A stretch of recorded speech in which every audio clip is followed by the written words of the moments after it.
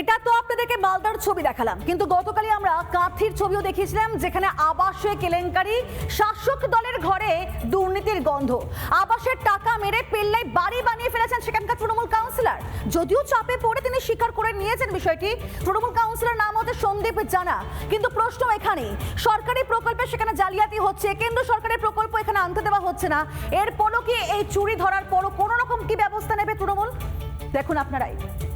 2018-19 সালে আবাস যোজনার ক্ষেত্রে আমার নাম ছিল তখন।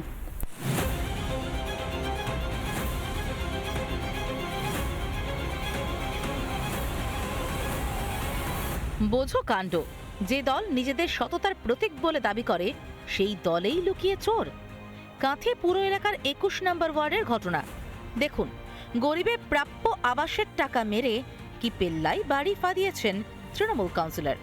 বাড়িতে আবার নীল সাদা রঙের পোজ। বাড়ি নাকি রাজপ্রাসাদ বোঝা দায়। রিপাবলিক বাংলা ঢু মারল বাড়ির অন্দরমহলে।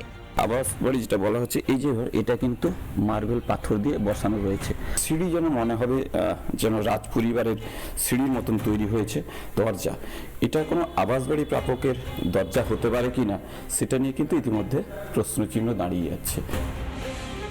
ভাবুন একবার, যে টাকা পাওয়ার কথা ছিল গরিবের, যে টাকায় গরিবের মাথার ছাদ হওয়ার কথা ছিল, সেখানে সব টাকা কেড়ে বসে আছেন তৃণমূল কাউন্সিলর। নিজের নামে, স্ত্রীর নামে, এমনকি তার দাদার নামেও আবাসের টাকা খেয়ে বসে আছেন এই কীর্তিমান। কিন্তু ওই যে কথায় বলে না, চুরি বিদ্যা মহাবিদ্যা, যদি না পড়ো ধরা। ধরা পড়তেই হঠাৎ বিবেক জাগ্রত। ওই আবাস যোজনা বাড়ির টাকা যেহেতু আমি আমার বাড়ির ক্ষেত্রে ব্যবহার করিনি, সেই হিসাবে আমি নিজেই পৌরসভায় চেয়ারম্যান সাহেব এবং এক্সিকিউটিভ অফিসার আমাদের যিনি আধিকারিক আছেন, ওনাকে আমি লিখিতভাবে সারেন্ডার করেছি। হাটে হাঁড়ি ভাঙতেই দায় ঝাড়ছেন পুরপ্রধান। 19 সালের ঘটনা, তখন আমি চেয়ারম্যানও নয়, কাউন্সিলরও নয়। আমি চেয়ারম্যান হওয়ার পরে আমার কাছে এটা একটা আবেদন আসে, যে এই ধরনের একটা অভিযোগ আসে যে তৎকালীন তিনিও চেয়ারম্যান, কাউন্সিলর ছিলেন না।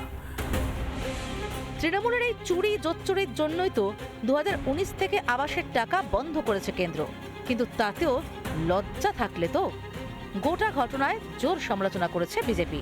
চোরেরা চুরি করবে না, আশ্চর্যের কথা কি আছে? ওটা চোর চুরি করেছে, আর সেই চোরকে প্রশ্রয় দেয়, চোরকে বাঁচাতে তার প্রশাসন সঙ্গে থাকে, তার দল সঙ্গে থাকে। তার চোরেরা চুরি করবে না তো কি করবে? এটা চোরের দল, তো চুরি করবে, স্বাভাবিক তো। তৃণমূলের কাছে এখন যেন চুরি ধ্যান, চুরি জ্ঞান, চুরি চিন্তামণি। ভোটের মুখে হাতে গরম এত বড় প্রমাণ। এবার জনসভায় আবাসের টাকা বন্ধ নিয়ে কি বলবে তৃণমূল? পূর্ব মেদিনীপুর থেকে বিষ্ণুব্রত পণ্ডার রিপোর্ট, রিপাবলিক বাংলা।